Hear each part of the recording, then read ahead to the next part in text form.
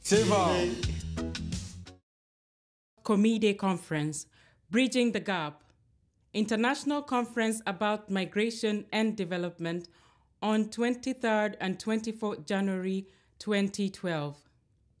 Global migration movements are today recognized as one of the worldwide key challenges. Nevertheless, migration and immigration policies and strategies are hardly in accordance with development policy objectives. Cooperations between these two countries are rare at state and non-governmental levels. This equally applies to governmental, non-governmental, and diaspora organizations which are active in these fields. The International Conference on 23rd and 24th January, presented by Teklia Ngotam Sudvind, was the public starting signal for CoMiDe, a 3 years lasting European initiative for migration and development. We are very pleased to have you here, but I'm not the one who's going to welcome you. We have 3 persons going to do the job. My name is Teklia Ngotam from Sudvind Agentur. Good. Also, we have checked the audio set, and for English, pour l'anglais, c'est English Channel 2. Français, c'est le 3. And German, Deutsch is 4. This complex topic was discussed on 1.5 days by more than 140 participants, coming from Austria's project partner countries, Slovenia, Slovakia, and Italy. The conference was opened by Brigitte Oppinger-Wallhofer of Austrian Development Agency, ADA, who declared the importance of the issue for the ADA and the necessity for a better coherence between migration and development policies of the EU. Migration can contribute to women's empowerment, greater economic and financial autonomy and self-esteem, but also increases their vulnerability. We know that women and children are often victims of forced labor, exploited as domestic workers, or become victims of trafficking.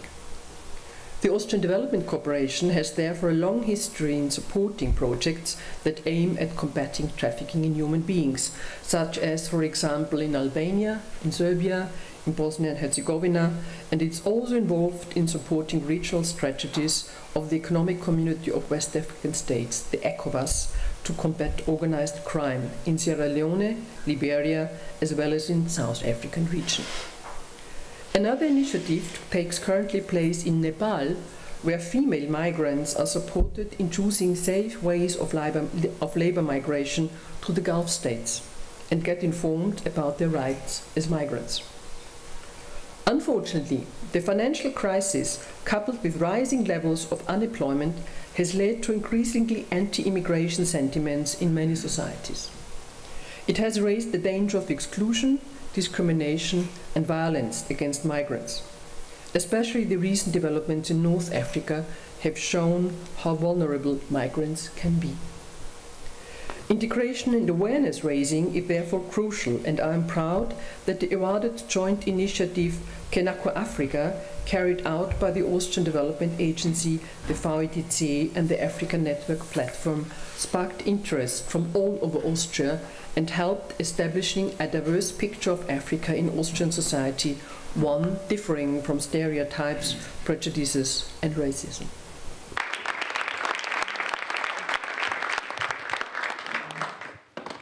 Walter Posch of VIDC was pleased about the commitment of the ADA in this field despite cost-cutting measures. Elfriede Schachner of Sudvind considered the range of the immigration debate between threat and potential. Majguien Cissé of Senegal noticed a parallel line between migration and development during the entire human history. Exchange is important for a better harmony between cultures. Certain political, social, and environmental circumstances in African countries led to increased migration movements. She presented women projects which thematize a strong civil society. I'd like to talk about migration and development and really ask the question, have we seen it all before? After all, migration and development have been a discourse in politics and in the social sciences for more than 60 years. And now, in the early 2000s, this kind of nexus, migration and development, has come up again, initiated originally through the World Bank. Now, my argument is, and here I follow on what Madi-Jane said, that there is a difference, but perhaps not the difference we accept, the difference nowadays from the earlier debates in the 60s, the 70s, and the 80s, and the difference, and Madi-Jane spoke to that, is that there are start with a very stylized, a very simplified version of how the current discussion started in the early 2000s. Well, the hope was that through increasing what's called development in the countries of emigration, that this kind of increase in economic, social, and political development, the migration rate from the south to the north, from the east to the west would decrease. And how would that be achieved? Well, already we've heard a lot about remittances, not only financial remittances sent by migrant workers back to the family's home, but also through what's called social remittances, namely sending back norms of gender equity, democracy, and human rights. Well, the claim also was, and has been, that financial remittances decrease the degree of poverty in the emigration countries, that investments are very good, after all. Even building houses is wonderful because there are multiplier effects, and that especially, and this was what the UN emphasized, the Kofi Annan Commission, remember, that temporary migration would be great because temporary migrants are more likely to send remittances. So this was kind of the magic bullet. This was called the New Development Mantra. Now, I admit that nobody would hold this position in his or her right mind nowadays, but this is how the debate started. International migration did not contribute much to economic development, but that economic development contributed a lot to the fact that many of the students who left Taiwan to study in the US came back to Taiwan. And we experience the same nowadays in certain sectors in India and China. So what is the context here? Is that totally context-free? Do we have a couple of migrants who send back remittances? How does that work? And what is the kind of the broader context of this? Thomas Feist of University of Bielefeld showed the process of the migration and development debate since the 1960s. He declared that migration doesn't help to increase economic development. Although economic development in the countries of origin does have an impact on the choices of migrants, the return possibilities are higher and easier for them. Such remittances should be generally considered. Migrants intensify trends in positive and negative senses. They are currently indicated as social agents, but there exists a contradiction between this role and the restrictive immigration policies. I think that to start with migration, international migration, as a prime mover, as a cause for change is mistaken. I think we have to identify causes of change and then think, how can migration contribute to that? And that would be politics and policies, and not only in emigration countries, of course. I mean, you mentioned this morning also international economic policy and other fields which have to be considered.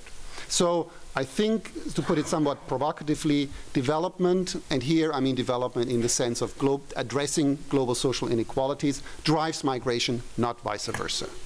And I think that's where the discussion has to start. And the potential of development, there is a development potential of international migration, but why always talk about international migration, by the way? That's, I think, the questions are scaling out and scaling up processes. And as I shortly alluded to before, the scaling out processes refer to how do migrant associations cooperate, if at all, with NGOs and governments, international organizations. How does that work? I mean, there's lots of anecdotal evidence about that, but and I think case studies, but to my knowledge that has not been really analyzed very systematically by researchers. And what about scaling up processes? I mean, there is evidence, I know, but it would be very important to bring it together. And the scaling up processes, namely, what is the relevance of local initiatives for broader regional or national or international developments? So I think these are issues which have to be discussed, but not in the context of international migration as a prime mover, but as one small element of how it can further change. And this change may not be the change we always wish for. Thank you very much.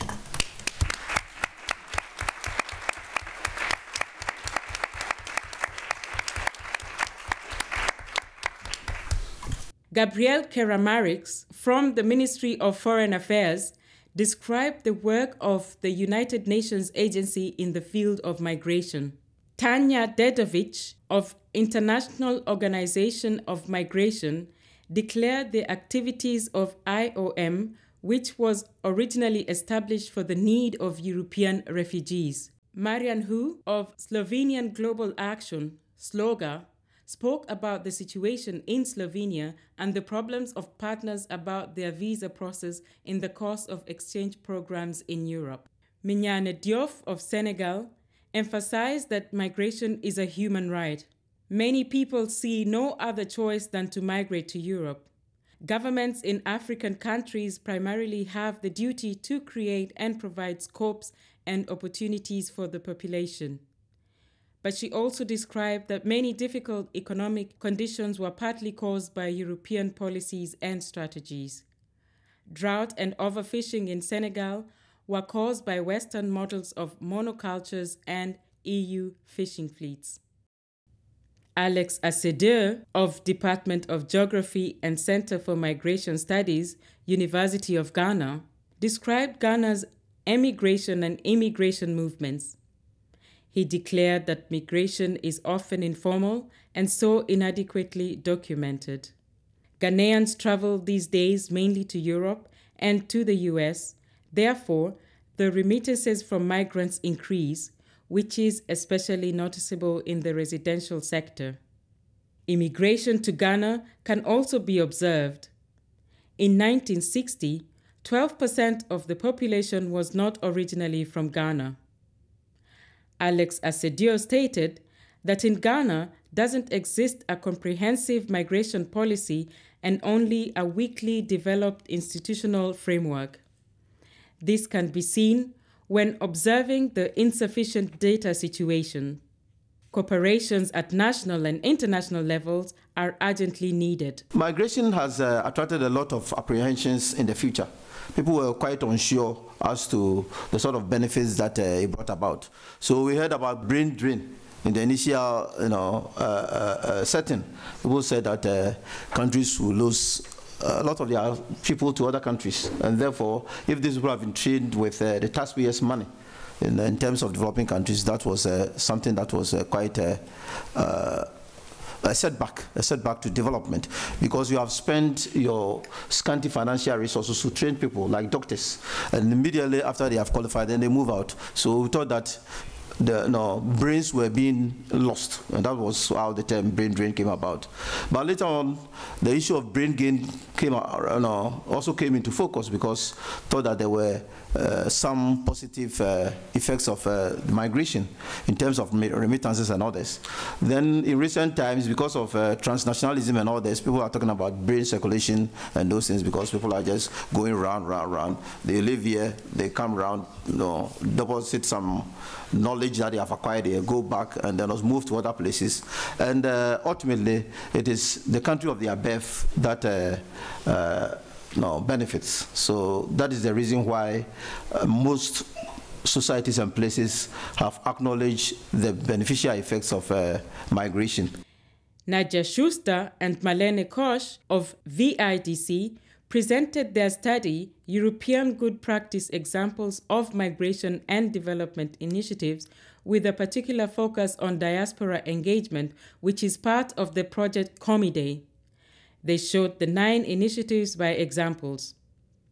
Two of these were presented in more detail, namely the EC-UN Joint Migration and Development Initiative and the French-Moroccan Migration et Développement. The latter is the only one which is conducted by migrants. The two authors recommended the recognition of diaspora organizations as development actors and their support through capacity building.